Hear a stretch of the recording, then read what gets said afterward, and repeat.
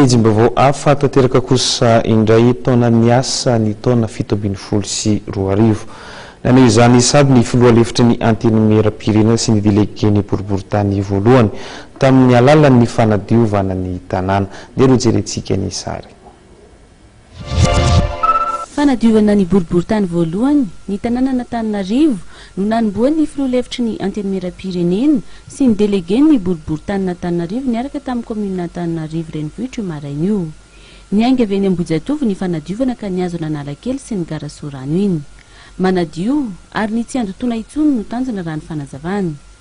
Avy mafamahalala ntsika androany avy nampiseho modely fa azo atao tsara manadio ary rehefa manadio tsika dia tsy tia mandoto atao amin'ny boriborita voalohany natoboka zany dia ferramientan'ny boriborita voalohany miaraka depite sy kabilera. Ankoatra ny fanadiovana dia nanolotra fitaovana entina ampandehanana ny raharaha eo anivon'ny boriboritany voalohany ihany koa ny filoha lefitry ny antenimera-pirenena eto Antananarivo. Solosaina miisa 5 no notolorana ity boriboritany ity, ampanarahana ny teknôlôjia sy anamorana ny fomba fiasan'ny tanjona raha ny nambarany delegeny ny boriboritany. Le tena tombony voalohany aloha dia atran'izay dia machine Olivetti nampiasaina tato. Dia miezaka zany zay mandroso aloloha voalohany indrindra amin'ny vokatra. Zany hoe raha misy olona tonga dia mba vita tokony vita loloha ny kopia sy ny taratasy rehetrarehetra. Faharoa manomboka miditra amin'ilay ataontsika hoe archive numérique, zany hoe numérisation ny données rehetrarehetra mba azona mitahy azy kokoa satria hatramin'izao dia resaka taratasy no ampiasaina.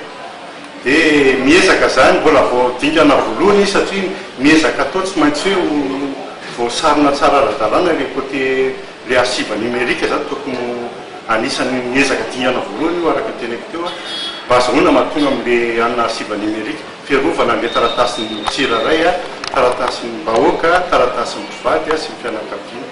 Araka ny nambaran'ny delegeny boriboritany dia ankoatra ireo asa efa iandreketan'ny boriboritany momba ny soram-piakonana, ny legalisation sy ny maro hafa dia ao anatin'ny boriboritany voalohany ihany koa no miandraikitra ny taratasy momba ny soram-piakonana ny alohan'ny taona 730.